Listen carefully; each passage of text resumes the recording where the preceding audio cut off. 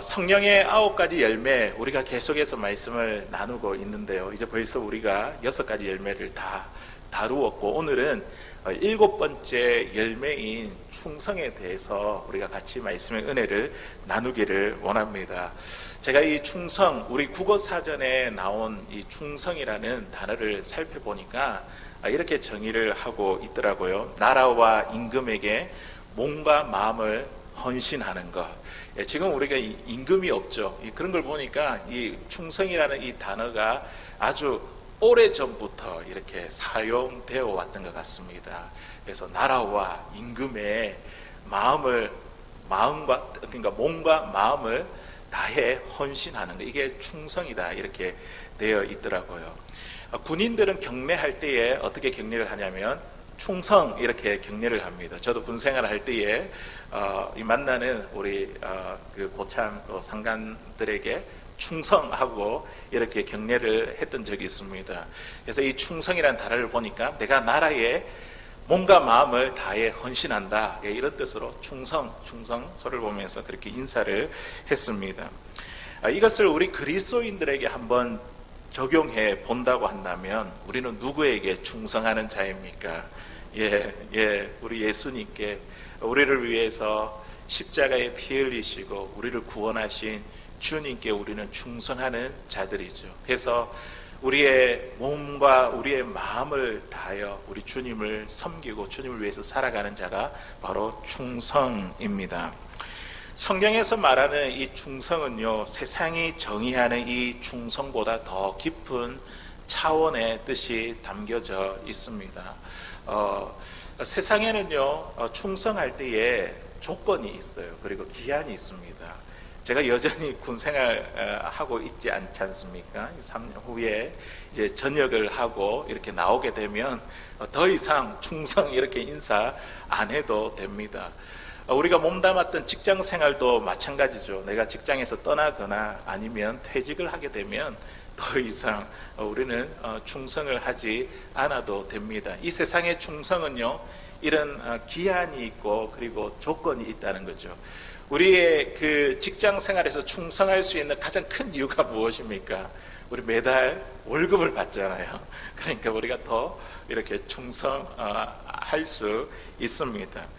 그런데 성경에서 말하는 충성은요, 이것보다 더 깊은 차원의 의미가 있습니다. 어떤 조건이나 기한이 없습니다. 외부의 핍박과 어려움 가운데서도 우리는요, 예수님을 포기하지 않고 끝까지 주님을 믿고 주님을 위해서 살아가는 게, 이게 충성이라는 것이죠. 그래서 영어 성경에 보니까 오늘 말씀에 고린도서 4장 2절에 그리고 맡은 자들에게 구할 것은 충성이니라 할 때 이 충성, 이 영어 단어를 보니까 faithful, 신실하다, 신실함, 이런 뜻을 가지고 있습니다. 이런 뜻으로 충성을 번역했습니다. 신실하다는 것이 무엇일까요? 그 사람을 보면 참 한결같다는 것이죠. 앞을 봐도 뒤를 봐도 똑같고 변함이 없고, 그런 한결같은 사람, 이 사람이 신실한 사람이죠. 한번 예수님을 믿으면 어떤 어려움이 있어도 끝까지 그 믿음에 대해서 변함이 없는 사람, 한결같은 사람, 이런 사람이 충성스러운 사람이라는 것이죠. 그런데 우리의 상황을 보면, 주변에 보면 때로는 이제 낙심이 들고 시험에 들어가지고 이제는 교회 그만 다녀야지, 이제는 예수님 안 믿어, 이렇게 시험에 든 분들이 우리 주변에 보면 간혹 보이기도 합니다. 그런데 충성은 뭐라고요?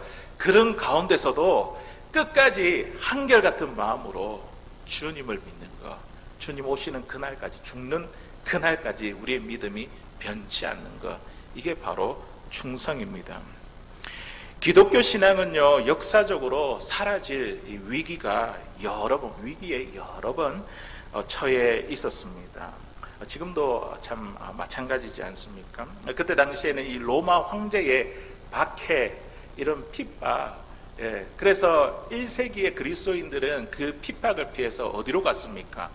카타콤이라는 지하로 들어갔습니다. 그 핍박을 견디기 위해. 또 믿는 사람들이 잡히면 그 콜로세움이라는 그 원형 경기장에 잡혀와서 어떻게 해요? 검투사와 싸우기도 하고, 그리고 이 사나운 짐승의 밥이 되기도 했습니다. 그런 엄청난 핍박이 있었다는 거죠. 유대교의 핍박, 그리고 시대적인 사상인 헬라 철학, 공산주의, 우리가 시대를 거쳐오면서 이러한 기독교 신앙에 위협을 주는 것들이 참 많이 있었습니다. 우리가 지금 코로나 팬데믹 상황 가운데 이제 끝을 바라보고 있지만 그 상황에 우리가 이 시간을 보내고 있지 않습니까? 코로나 이 팬데믹이 선언될 때에 모든 비즈니스가 이렇게 다 클로즈가 되고 셧다운이 되고, 우리 교회도 이 정부의 정책에 따라 예배하러 모이지 못하게 만들었습니다. 그런 어려움이 있었죠. 그런 위기에 처해 있었습니다. 하지만 그런 위기 가운데서도 복음은요, 무너지지 않고 계속해서 확장되어 가는 것을 보게 됩니다. 왜인 줄 아십니까? 그 시대마다 우리 하나님께서 믿음의 사람을 보내셔서 그들의 믿음을 끝까지 지키게 하시고 충성스러운 사람들이 이 시대의 사명을 감당했기 때문입니다. 예수님을 한번 믿었으면 어떤 시련과 유혹에도 예수님을 부인하지 않고 끝까지 믿는 것, 이게 충성이죠. 저와 여러분들 바라기는, 저와 여러분들이 이렇게 주님이 맺어주시는 이 충성의 열매, 주님 오시는 그날까지, 우리가 죽는 그날까지 이 충성의 열매를 날마다 맺으며 살아갈 수 있는 사랑하는 저와 여러분들 될 수 있기를 주의 이름으로 간절히 소원합니다. 우리 주님은 무엇을 보실까요?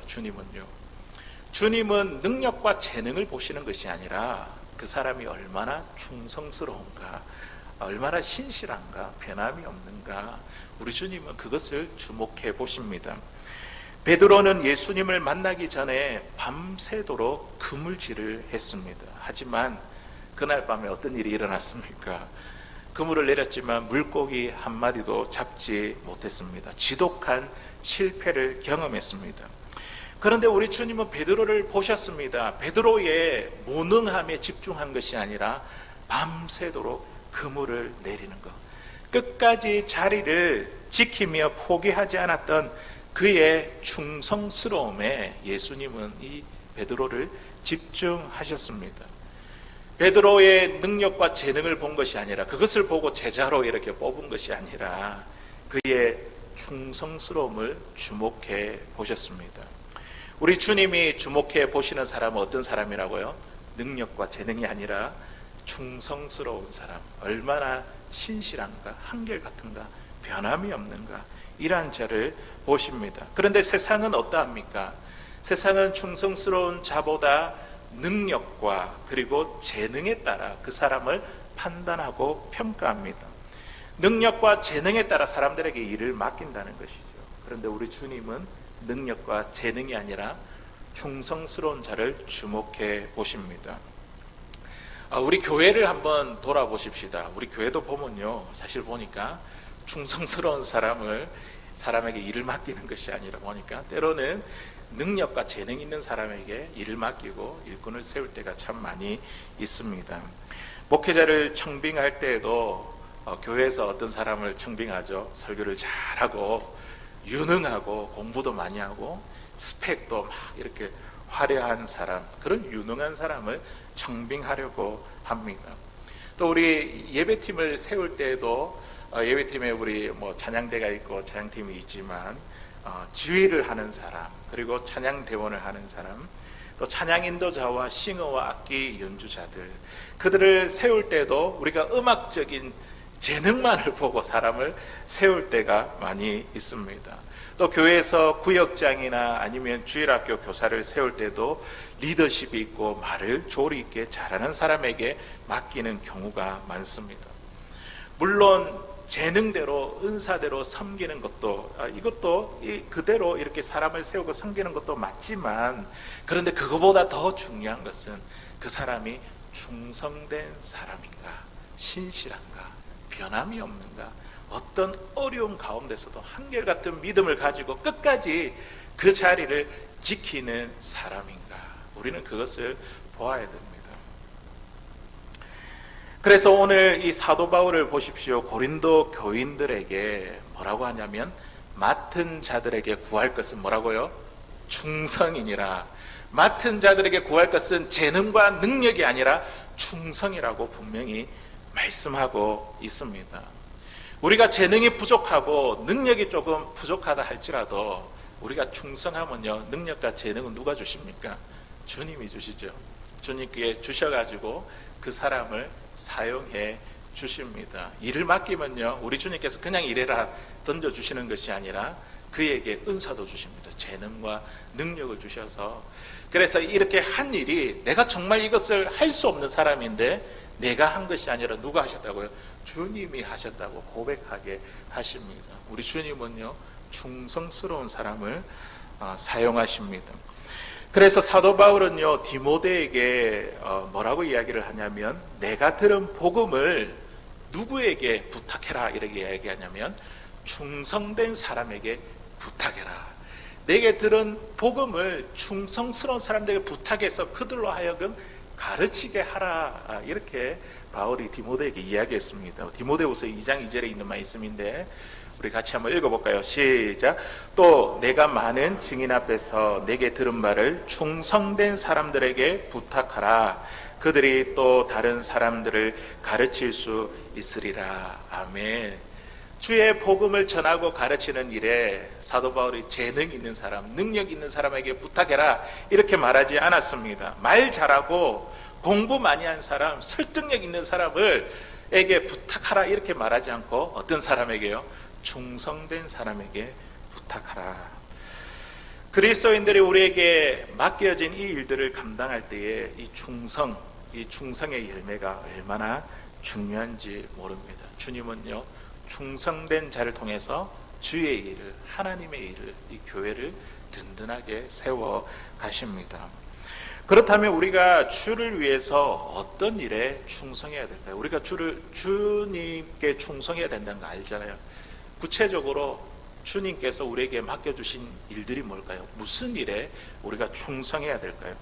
어떤 일에 끝까지 변함없는 믿음을 가지고 우리가 신앙의 삶을 살아야 할까요? 오늘 읽은 말씀에 지금 사도 바울이 이 고린도전서에 있는 말씀을 우리가 함께 읽었잖아요. 이 사도 바울이 고린도 교회에 보내는 편지입니다. 고린도 교회에 여러 가지 문제들이 있었습니다. 오늘 4장 우리 1, 2절을 읽었지만 1장부터 나오는 말씀에 보면 그들에게 가졌던 문제가 있어요. 그들에게 다툼과 분쟁이 있었습니다. 그들은 서로 논쟁을 합니다. 나는 누구에게 세례를 받았는가? 나는 누구에게 속해 있는가? 나는 누구의 파인가? 그렇게 편을 가르고 서로 내가 옳다, 내가 유능하다 주장하며 그들에게 다툼과 분쟁이 일어났습니다. 그들은 이렇게 이야기합니다. 나는 베드로파다. 그러니 내가 옳다. 나의 이야기를 들으라. 또 어떤 사람은 나는 아볼로파다. 나는 예수파다. 나는 바울파다 하며 서로의 옳음을 주장했습니다. 이렇게 분쟁하고 다툼하고 있는 이 교회의 소식을 들으며 사도 바울이 오늘 뭐라고 권면하고 있습니까? 내가 누구에게 속했는가? 신앙생활을 하면서 내가 누구에게 속했는가? 누가 더 옳은가를 주장하기보다 주님이 보시기에 충성스러운 자가 되라. 그렇게 권면하신 것이죠. 그러면서 바울은 그들에게 두 가지 이미지를 심겨 주었습니다. 그리스도인이 어떤 일에 충성해야 될까? 오늘 두 가지 이미지가 나오는데 1절에 보니까 그 하나가 그리스도의 일꾼이고 또 다른 하나가 하나님의 비밀을 맡은 자죠.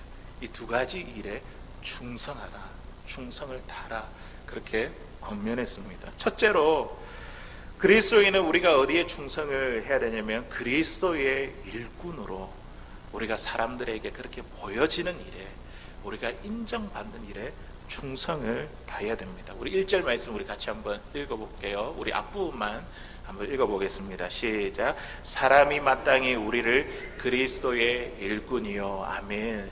예, 우리가 누구입니까? 그리스도의 일꾼이라는 거예요.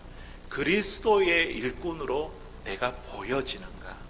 그리스도의 일꾼으로 사람들에게 비춰지는가? 인정받는가, 이 일에 충성해라는 것입니다.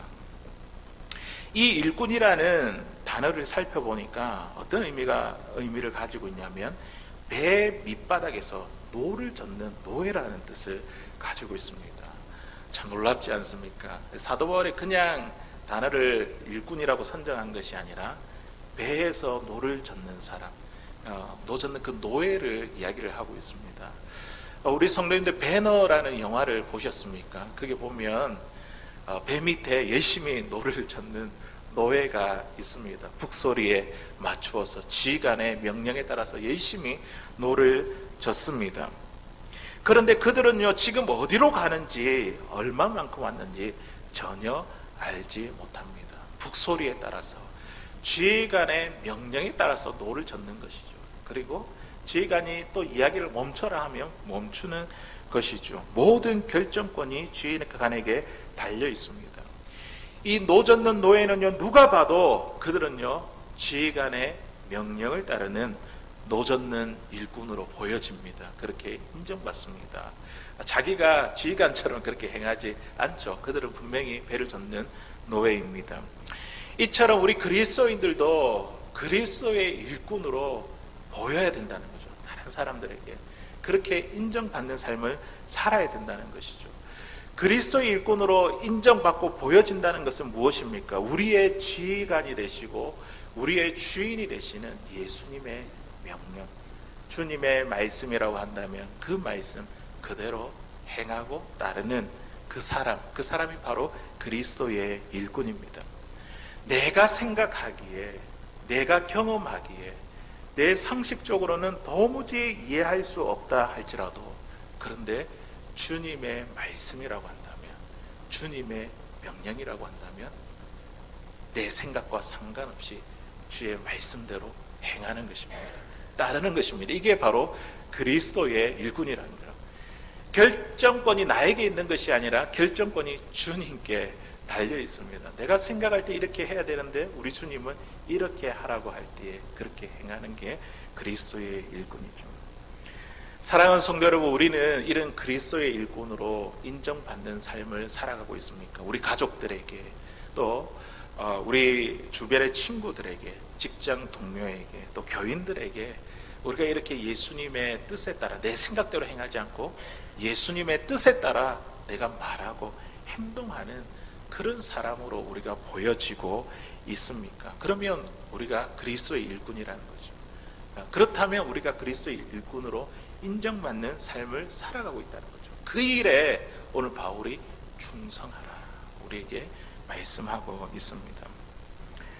사람들이 바울을 보면서 이 바울은 그리스도의 일꾼임을 단번에 알아보았습니다. 누가 보든지 간에 바울은 그리스도의 일꾼이야, 단번에 사람들이 알아보고 그를 인정했습니다. 바울이 복음을 전하고 병자를 위해서 기도해 주며 교회를 세우는 그 모든 일에 누가 보든지 간에 바울이 그리스도의 일꾼임을 알았습니다. 보였습니다. 인정했습니다. 어떻게 그러한 삶을 살아갈 수 있었을까요? 로마서 15장 18절에 19절에 있는 말씀에 보니까 어떻게 보여지게 됐는지 이렇게 이야기합니다. 우리 같이 읽어보도록 하겠습니다. 시작. 그리스도께서 이방인들을 순종하게 하기 위하여 나를 통하여 역사하신 것 외에는 내가 감히 말하지 아니하노라. 그 일은 말과 행위와 표적과 기사의 능력으로, 성령의 능력으로 이루어졌으며, 그리하여 내가 예루살렘으로부터 두루 행하여 일루리곤까지 그리스도의 복음을 편만하게 전하였노라. 아멘. 바울의 모습 속에서 누구를 보았습니까? 예수님을 보았습니다. 표적과 기사가 일어나는데 어떻게 겉으로 보면 바울이 행한 것 같이 보이잖아요. 그런데 그 속에서 누구를 보았다고요? 예수님을 보았습니다. 예수님의 능력을 사람들이 보았다는 것이죠. 그리고 이 모든 복음을 전하는 그 일이 자기의 능력이 아니라 누구의 능력으로 했다고요? 성령의 능력으로. 바울이 말을 하면 예수님이 말하는 것 같고, 바울이 능력을 행하며 예수님이 행하는 것 같은 그 모습이 사람들에게 비추어졌습니다. 사람들은요, 이 바울이 예수님과 완전히 하나된 사람으로 보았던 것입니다. 이것이 바로 그리스도의 일꾼이라는 거죠. 예수님과 하나 되는 것, 예수님께 푹 담겨져 있는 것, 내 모습을 보면서 주님의 모습이 보이는 것. 바라기는 저의 모습을 통해서 예수 그리스도의 모습이 보여지기를 제가 기도하고 있습니다. 우리 성도님들도 마찬가지로 내 모습을 통해서 우리 자녀들이 나를 볼 때에 예수 그리스도의 모습이 보여지기를 주의 이름으로 간절히 소원합니다. 이게 그리스도의 일꾼이요, 이러한 일에 우리가 충성을 다해라. 이것이 바로 우리의 삶에 맺는 충성된 열매입니다. 우리의 모습을 통해서 주님의 높고 위대하심을 드러내고 나타내는 것, 그것이 바로 그리스도의 일꾼이요, 우리의 삶에 맺는 충성의 열매입니다. 두 번째 이미지는 무엇이냐면 바로 하나님의 비밀을 맡은 자, 하나님의 비밀을 맡은 자로 사람들에게 보여지는 거예요. 사람들에게 하나님의 비밀을 맡은 자로 인정을 받는 것입니다. 이 일에 충성을 다해야 됩니다. 다시 본문 1절에 있는 말씀에 보니까 이제 하반절에 이렇게 이야기를 하고 있죠. 하나님의 비밀을 맡은 자로 여길지어다. 여길지어다. 이 여긴다는 것이 뭡니까? 사람들로 하여금 그렇게 인정을 받는다는 거죠. 그렇게 보여진다는 것이죠. 하나님의 비밀을 맡은 자로 보여지는 삶, 하나님의 비밀을 맡은 자로 인정받는 삶이야말로 그 일에 우리가 충성을 다해야 됩니다. 맡은 자라는 것은 집안 모든 일을 다 도맡아 처리하는 이 청지기라는 의미를 가지고 있습니다. 청지기는 자기의 것이 없잖아요. 모두 다 누구의 것입니까? 주인의 것이잖아요. 주인의 것을 잘 맡아서 관리하는 사람입니다. 우리는 하나님의 청지기잖아요. 하나님 나라의 청지기인데 나의 것이 없습니다. 왜냐하면 지금은 나의 것인 것 같은데 우리 주님 부르시면 다 손 놓고 가야 되잖아요. 나의 것이 아니라 주님께서 우리에게 맡겨주신 것입니다. 그러면 우리는 어떻게 됩니까? 그것을 잘 관리해야 되죠. 우리가 청지기라는 거죠. 우리에게 주신 시간, 물질, 재능, 건강, 지혜, 우리에게 주신 모든 환경들 나의 것이 아니라 하나님의 것임을 인정하고 하나님을 위해서 우리가 쓰는 것, 이게 청지기가 감당해야 할 본분이라는 것이죠. 그리고 그들에게 맡겨주신 일이 무엇입니까? 오늘 맡겨주신 그 일이 보니까 뭐라고 되어 있냐면 하나님의 비밀, 이렇게 되어 있습니다. 예수님을 믿는 사람이라면 모두 다 우리에게 맡겨진 일이 있는데, 우리가 청지기로서 하나님께서 우리에게 맡겨주신 일인데 그게 뭐냐면 하나님의 비밀입니다. 하나님의 비밀, 하나님의 비밀을 우리에게 맡겨주셨습니다. 자, 그렇다면 하나님의 비밀이 뭘까요? 비밀은 다른 사람은 모르고 나만 아는 거잖아요. 우리끼리만 아는 거잖아요. 이게 비밀이지 않습니까? 다른 사람을 모르는데 우리만 아는 것. 우리가 예수님을 믿어서 우리만 알고 믿지 않는 사람이 모르는 게 무엇입니까? 그것은 바로 하나님의 나라잖아요. 천국. 이 세상의 사람들은 눈에 보이는 이 세상 나라가 영원하다고 생각합니다. 하나님의 나라를 알지 못하고 믿지 못합니다. 그러니까 그들에게 하나님의 나라가 비밀이 되었습니다. 그러나 우리가 눈을 뜨여지고 영적으로 하나님 나라에 대한 그 비밀이 탁 뜨여지고 나서는 어떻게 해요? 우리가 이 세상이 영원한 것이 아니라 하나님의 나라 천국이 있음을 알고, 우리는 비밀이 아니죠. 우리가 아니까 예수님을 믿음으로 우리가 죽은 후에 하나님의 영원한 나라 그 천국에 들어가게 될 것이니까 우리에게는 비밀이 아니지만, 그러나 하나님을 알지 못하는 자들에게는 그것이 비밀이 되었습니다. 우리는요 하나님 나라의 비밀을 맡은 청직입니다. 하나님 나라의 비밀을 맡은 청직입니다. 하나님 나라의 비밀을 알고 하나님 나라에 대해서 눈이 뜨여진 사람은요 이 세상을 살아가는 삶의 모습이 달라집니다. 세상 사람들과 다르다는 거죠. 어떻게 달라집니까? 이 세상에 얼매이거나 연연하지 않습니다. 왜냐하면 이 세상에 살아가는 것은 우리가 오래 살아도 100년이고, 그리고 우리가 살 그 본향인 하나님의 나라는 영원하잖아요. 영혼과 이 짧은 100년하고는 비교를 할 수 없는 것이죠.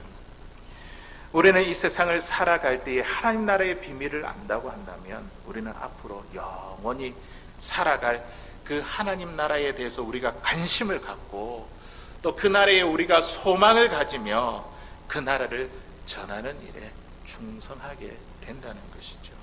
이것이 바로 하나님의 나라의 그 비밀을 맡은 자가 맺는 충성의 열매입니다. 바울이 지금 고린도 교인들에게 이야기하고 있죠.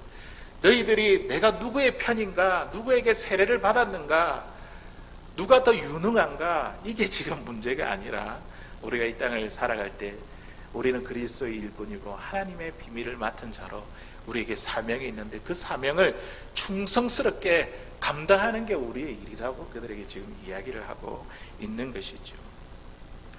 1990년도에 미국에 나온 아주 유명한 코미디 영화가 있는데 죽기 아니면 까무러치기라는 제목의 영화가 있습니다. 혹시 보셨는지 모르겠습니다. 이 영화에 보시면 이제 퇴직을 앞두고 정년이 얼마 남지 않은 형사가 나오는데 그 형사의 이름은 버트입니다.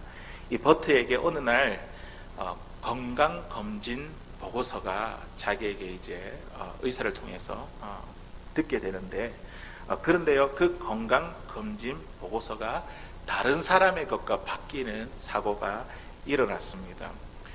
버트는 뒤바뀐 이 보고서를 본 의사로부터 시한부 인생을 선고받아 1년의 그 인생을 선고받아 그때부터 자신의 인생을 진지하게 돌아보게 되었습니다. 가정을 돌아보게 되었고 또 직장 생활을 돌아보게 되었습니다. 그런데 보니까 가정은 엉망이고 직장 생활도 정말 이렇게 제대로 하지 못했습니다. 그런데 시한부 인생에 이제 퇴직이 코앞에 남아 있으니까 이 버트는요, 가족들을 위해서 엄청난 결정을 내렸습니다. 어떤 결정을 내렸냐면 퇴직 전에 내가 이 형사 경찰의 일을 하며 순직한다면, 내가 일을 하다 죽는다면 보상금으로 30만 달러가 나온다는 것을 알고 가족들을 위해 순직 작전을 펼쳤습니다.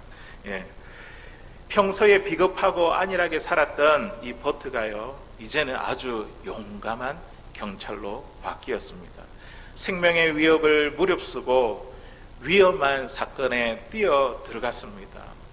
많은 악당들과 싸우는데 그 싸움의 목적이 뭘까요? 그 악당을 잡는 데 있는 것이 아니라 그들의 총알에 맞아가지고 순직하는 데에 목적이 있었습니다. 그러니 그가 얼마나 용감했겠습니까? 그런데요, 그는 계속 죽지 않고 공을 세워 표창까지 받게 되었습니다.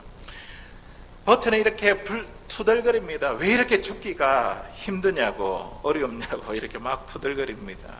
그리고 가족과 거의 대화하지 않았던 이 형사 버트는요, 이제 아내와 자녀들과 대화도 했습니다. 이런 변화를 보고 제일 기뻐하는 사람이 누굴까요? 아내가 너무 놀라며 이 변화된 이 남편의 모습을 보고 기뻐했습니다. 그러다가 결국 병원에 착오로 건강검진 보고서가 바뀌었다는 사실이 알려진다는 이제 그런 이야기입니다. 이 영화를 우리가 보면서 이것은 단순한 코믹 영화 같지만 우리에게 던져주는 메시지가 있죠. 굵은 메시지가 있습니다. 죽음에 대한 눈이 열린다면 변하지 아니할 사람이 없다는 것이죠. 죽음에 대한 내 죽음이 있다, 내 인생의 마지막이 있다, 이런 눈이 열린다면 변하지 않는 사람이 없다는 그런 메시지를 던지고 있습니다. 실제로 우리가 1년의 시한부 인생을 선고받는다고 한다면 우리가 어떻게 살아갈까요? 1분 1초도 참 아까워하며 정말 변화된 삶을 살아가지 않겠습니까? 하나님의 나라의 비밀을 아는 사람이 마치 이와 같은 삶을 살아간다는 것이죠. 메멘토 모리, 이런 이야기를 들어보셨습니까? 죽음을 기억하라. 우리 인생의 마지막을 기억하면서 오늘을 살아가는 그 인생에 참 가치가 있다는 것이죠. 이거는 하나님의 나라의 비밀을 아는 사람, 하나님 나라의 눈을 뜬 사람이 오늘을 정말 귀하게 가치 있게 살아갈 수 있습니다. 우리에게 영원한 본향 천국이 있음을 확신하는 순간 그 사람은요, 우리에게 오늘이라는 주어진 그 시간을 아무렇게나 보낼 수 없습니다. 이 세상이 영원한 것처럼 더 많은 것을 얻고자 하는 그런 소유를 위해서 우리가 살아가지 않습니다. 우리 주변에 보십시오. 아직까지 하나님의 나라를 모르는 사람들이 얼마나 많이 있습니까? 주님의 복음을 모르는 사람들이 얼마나 많이 있습니까? 그 사랑하는 사람들을 어떻게 그냥 우리가 내버려 둘 수 있겠습니까? 하나님 나라의 비밀이 우리가 확신하고 눈이 뜨여져 있다면 우리가 어떻게 그들을 그냥 내버려 두겠습니까? 하나님 나라의 비밀을 맡은 자로서 우리는요, 한 영혼이라도 구원하기 위해 하나님 나라의 이 비밀을 전하는 일에 최선을 다할 것입니다. 충성할 것입니다. 이게 오늘 사도 바울의 모습이었다는 거죠. 한 영혼이라도 얻기 위해서 나를 주장하지 않고 내가 그와 같은 사람이 되기로 결정한 것. 이게 하나님 나라의 비밀에 대해서 눈을 뜨고 확신한 사람이 살아가는 충성된 자의 모습이 아니겠습니까? 우리가 그리스도의 일꾼으로 또는 오늘 말씀처럼 하나님의 비밀을 맡은 자로 어떻게 우리가 충성의 열매를 맺을 수 있을까요? 우리가 성령의 9가지 열매를 같이 우리가 쭉 나눠보면서 이 열매는요, 우리가 맺을 수 있는 게 아닙니다. 맞죠? 우리 스스로 맺어지는 열매가 아닙니다. 우리 주님이 맺게 하셔야지 맺을 수 있는 열매입니다. 요한복음 15장에 포도나무의 비유가 나오잖아요. 이 포도나무를 보십시오. 이 포도나무가 포도를 맺기 위해 가지가 해야 되는 일이 무엇입니까? 가지가 스스로 열매를 맺을 수 없습니다. 어떻게 해야지 열매를 맺는다고? 가지가 나무에 붙어 있을 때에 열매를 맺습니다. 나무에 붙어 있으면 그 나무를 통해서 영양분을 공급받게 되죠. 그리고 거기에 포도라는 열매를 맺히게 됩니다. 마찬가지로 우리의 삶에 성령의 열매를 맺기 위해 우리는요, 우리가 맺는 것이 아니라 우리는요, 누구에게 붙어 있어야 됩니까? 나무가 되시는 예수 그리스도께 붙어 있습니다. 우리는 가지입니다. 주님께 붙어 있기만 하면 이 열매는 저절로 맺혀집니다. 주님과의 관계가 중요하다는 것이죠. 앞서 주님의 은혜가 더 중요하다는 거예요. 주님께 붙어 있으면 우리는 이 충성의 열매도 맺을 수 있습니다. 우리는 기억해야 됩니다. 내가 충성하는 것이 아니라 내 힘과 노력으로 충성하는 것이 아니라 나의 충성보다 하나님의 신실하심이 먼저입니다. 하나님이 우리에게 먼저 신실함, 우리에게 충성스러움 보여주셨습니다. 이 땅에 예수 그리스도를 보내주시고 우리에게 그 예수님을 십자가에 내어주셨습니다.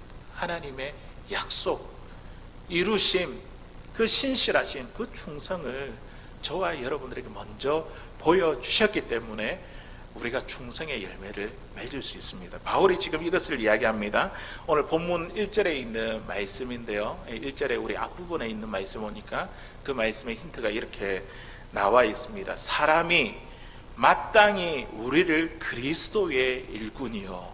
사람이 마땅히, 바울이 그냥 우리를 그리스도의 일꾼이라 하지 않고 마땅히, 마땅하다는 것은 당연하다는 것이죠. 당연한 결과로, 앞서 어떤 원인이 있었기 때문에 내가 당연한 결과로 내가 그리스도의 일꾼이 되었다. 내가 그리스도의 종이 되었다는 것입니다. 마땅히, 결과적으로 너무 당연하다는 것이죠.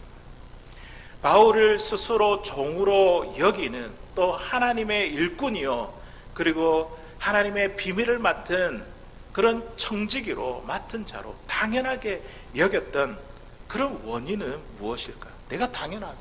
그리스도의 일꾼이 된 것, 하나님의 비밀을 맡은 것, 주의 종이 된 것, 내가 너무 당연하다. 그 스스로 당연하게 받는 것이 무엇일까? 바울을 보면 요즘으로 치면 정말 유능한 사람이지 않습니까? 그때 당시에 참 명문대학을 나오고 또 오늘날 치면 미국의 유학까지 이렇게 다녀온, 이름만 대면 알만한 그런 사람이 바울이 아닙니까? 그냥 있었으면 세상적으로 그야말로 승승장구했을 그런 인물입니다. 그런데 왜 그 스스로가 그리스도의 일꾼으로 자처했을까요? 그리고 나중에는 목이 베어 죽임을 당했을까요? 어떻게 이러한 일이 가능했을까요? 예. 자신의 힘과 노력이 아니라 앞서 뭔가가 있었다는 거죠. 그 원인이 있었다는 것을. 바울이 그리스도의 종으로 당연하게 만든 것은 바로 하나님의 은혜 때문이었습니다. 나의 충성이 먼저가 아니라 하나님의 선하심, 하나님의 은혜가 먼저라는 것이죠. 나를 위해 대신 십자가 지신 그 십자가의 은혜, 죄를 대속하기 위해, 용서하기 위해 나를 위해 죽으신 그 십자가의 은혜, 죄인된 나에게 먼저 베푸신 하나님의 신실한 그 사랑, 은혜, 이것이 감사와 감격이 되어 바울을 스스로 종으로 이렇게 요동치게 만들었습니다. 그리스도의 일꾼으로, 하나님의 비밀을 맡은 청지기로, 그런 자로 만들어 살아가게 만들었습니다. 디모데전서 1장 13절에서 15절까지 있는 말씀에 보니까 바울 스스로를 어떻게 이야기를 하냐면, 어떻게 이야기를 하고, 그리고 그가 어떤 은혜를 받았기 때문에 그리스도의 종이 되는지 이렇게 이야기합니다. 우리 같이 한번 읽어보겠습니다. 시작. 내가 전에는 비방자요 박해자요 폭행자였으나 도리어 긍휼을 입은 것은 내가 믿지 아니할 때에 알지 못하고 행하였음이라. 우리 주의 은혜가 그리스도 예수 안에 있는 믿음과 사랑과 함께 넘치도록 풍성하였도다. 믿보다 모든 사람이 받을 만한 이 말이여, 그리스도 예수께서 죄인을 구원하시려고 세상에 임하셨다 하였도다. 죄인 중에 내가 괴순이라. 아멘. 바울은 자기 스스로를 어떻게 인식했습니까? 예수님을 믿기 전에 나는 비방자요 박해자요 폭행자였다. 죄인들 가운데에 괴수다. 최고로 큰 죄인이다. 그런 바울이 다메섹 도상에서 예수님을 만났지 않습니까? 그리고 그를 하나님의 자녀 삼아주시고 그에게 생명 주셨잖아요. 그것만으로도 참 감격스러운데 그를 어떤 자로 세워주셨습니까? 이방의 사도로 세워주셨습니다. 그러니 그 마음이 하나님께 받은 그 은혜 때문에 얼마나 감사와 감동이 넘쳤을까요? 그것 때문에 마땅히 내가 주의 종으로서 이 복음의 사명을 감당하게 되었다는 것이죠. 그런데요, 오늘 바울이 이야기하는 말을 한번 들어보십시오. 그런데 이런 주의 은혜가 나에게 풍성하게 된 것, 이건 내뿐만 아니라 어떻다고요? 믿보다 모든 사람이 받을 만한 이 말이요, 이런 은혜가 바울에게만 있는 것이 아니라 오늘 이 자리에 앉아있는 저와 여러분들에게도 있는 줄로 믿습니다. 우리가 어떻게 우리 죄 때문에 참 죽을 수밖에 없잖아요. 죽음의 심판을 당해야 되는데, 그런데 하나님 우리를 선택해 주셨잖아요. 그리고 예수님을 알게 하시고 성령으로 거듭난 자가 우리가 되었잖아요.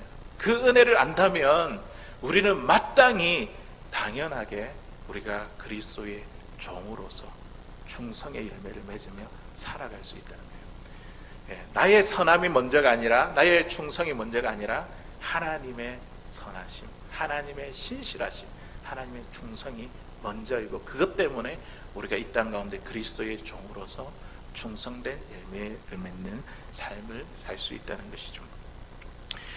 초대교회 교부인 이 폴리카본요, 예수님을 믿는다는 이유로 잡혀서 화형을 당했습니다. 불에 태워져 가지고 순교했습니다. 폴리캅이 화형을 당하기 직전 사람들은 그에게 이렇게 회유하기 시작했습니다. 네가 한 번만 예수님을 부인하면 너를 살려주겠다. 마음으로 부인하지 않고 그냥 입만으로, 말만으로 부인해라. 그러면 너를 살려주겠다. 그러면 막 회유를 했습니다. 그런데 그때 폴리캅은 이런 말을 남기고 순교했습니다. 죽음을 맞이했습니다. 지난 80년 동안 그리스도는 한 번도 나를 부인한 적이 없는데 내가 어떻게 그분을 부인할 수 있다는 말입니까? 내 몸에 잠깐만의 고통을 줄 이 불로 나를 겁주려 하지 말고 하나님을 대적하는 자들에게 예비된 영원한 지옥의 불을 두려워하기를 바랍니다. 죽음의 순간에도 그가 이렇게 감당할 수 있었던 것은 자기의 힘이 아니라 그리스도의 은혜죠. 그리스도의 은혜가 충만하니까 이렇게 끝까지 충성할 수 있었던 것입니다. 우리가 충성의 열매에 대해서 우리가 말씀을 나누면서 우리 교회와 우리의 상황을 한번 보십시다. 오늘날 그리스도인들, 우리는 오늘날 이 세상에 대해서 우리가 왜 이렇게 비겁하고 초라해졌습니까? 그것은 바로 우리 안에 있는 하나님의 은혜에 대한 감격이 사라졌기 때문입니다. 주님은 우리를 결탄코 부인하지 아니하셨는데 우리는요, 그 하나님의 은혜를 날마다 잊으며 망각하며 살아가고 있기 때문에 우리가 이 세상에 참 비겁하고 초라해진 우리의 모습은 아닙니까? 바울이 죽음을 맞을 때까지 그 내면에 살아 역사했던 하나님의 은혜가 오늘 저와 여러분들에게 있습니까? 우리 주님은요, 우리가 끝까지 충성하기를 원하십니까? 우리는 여기까지, 이 자리까지 오게 될 때까지 우리가 하나님의 얼마나 큰 은혜로 인도함을 받았습니까? 우리 안에 있는 구원의 감격이 회복될 때에 우리는 진정한 충성으로 하나님 앞에 나갈 수 있는 줄로 믿습니다. 나의 충성보다 하나님의 신실하심이 먼저입니다. 하나님의 신실하심이 우리에게 충성의 열매를 맺게 하십니다. 오늘 이 하루 또 이번 남은 한 주 동안 우리가 이제 시작하며 살아갈 때에 하나님으로부터 받은 이 구원의 은혜, 또 신실한 그 은혜에 우리가 사로잡혀 어떤 어려운 가운데서도 주를 위해서 한결같은 믿음으로 끝까지 주님 다시 오실 때까지 내가 죽음을 맞이하는 그날까지 변치 않는 믿음을 가지고 이 충성의 열매를 맺으시는 사랑하는 저와 여러분 다 될 수 있기를 주의 이름으로 간절히 소원합니다.